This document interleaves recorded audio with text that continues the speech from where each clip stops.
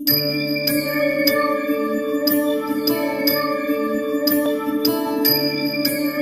ગણેશાય નમઃ. જય શ્રી કૃષ્ણ મિત્રો, સ્વાગત છે તમારું અમારી ધાર્મિક યુટ્યુબ ચેનલ ચેતન ગોહેલ વ્લોગ્સમાં.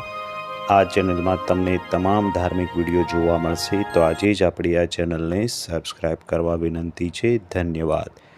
જય શ્રી કૃષ્ણ મિત્રો. આજે વાત કરીશું સામા પાંચમ એટલે કે ઋષિ પંચમીની. મિત્રો, આપણો ભારત દેશ એ તહેવારોનો દેશ છે. એમાં પણ શ્રાવણ મહિનો એ તહેવારોનો મહિનો છે. ત્યારબાદ આવતો ભાદરવો મહિનો એ પિતૃ મહિનો ગણાય છે. અને આ ભાદરવા મહિનામાં પણ વિવિધ દિવસો એ તહેવારોના દિવસો છે. વિવિધ દિવસો એ અગત્યના દિવસો છે. એમાં પણ ભાદરવા સુદ પાંચમનો દિવસ એ સામા પાંચમ અથવા ઋષિ પાંચમનો દિવસ છે. આ વ્રત એ ભાદરવા સુદ પાંચમના દિવસે કરવામાં આવતું વ્રત છે, જેને આપણે કહીએ છીએ સામા પાંચમ. મોટે ભાગે સ્ત્રીઓ રજોદર્શન દરમિયાન જાણે અજાણે થતા દોષો નિવારવા માટે આ વ્રત કરે છે. આ વ્રત ઋષિ પંચમી તરીકે પણ ઓળખાય છે. વ્રત કરનાર વ્રતીએ સવારે વહેલા ઉઠી અઘેડાનું દાંતણ કરી શરીર પર માટી ચોળી માથામાં આંબળાની ભૂકી નાખીને નહાવું જોઈએ. આ દિવસે સામો ખાવો, ફળાહાર કરવો, અનાજ ખાવું નહીં. સ્નાન કર્યા બાદ મહાદેવજીની ભક્તિભાવથી પૂજા કરવી. આ રીતે 5 વર્ષ સુધી આ વ્રત કરવાનું રહે છે અને ત્યારબાદ આ વ્રતનું ઉજવણું કરવું. એ વખતે અરુંધતી સહિત સપ્ત ઋષિઓની પૂજા કરવી અને બ્રાહ્મણોને જમાડી યથાશક્તિ દાન દક્ષિણા આપવી. મિત્રો, આ વખતે સામા પાંચમનું વ્રત એ 28 ઓગસ્ટ 2025 અને ગુરુવારના દિવસે કરવાનું રહે છે, તો આ બાબતનું પણ ધ્યાન રાખવું. હવે સાંભળીએ સામા પાંચમની વ્રતકથા.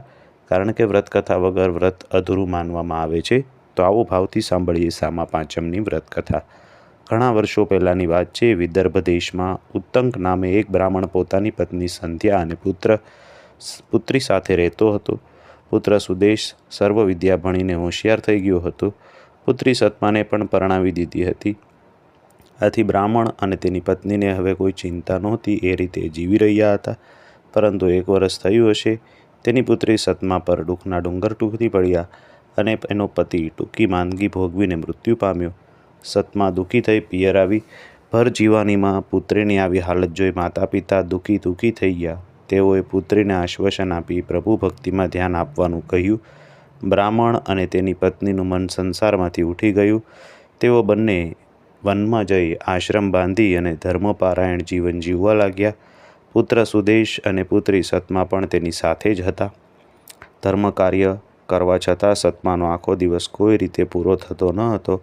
આથી તે બપોરના સમયે આશ્રમ પાસે આવેલા એકના ઝાડ નીચે ખાટલો પાથરીને સૂઈ જતી.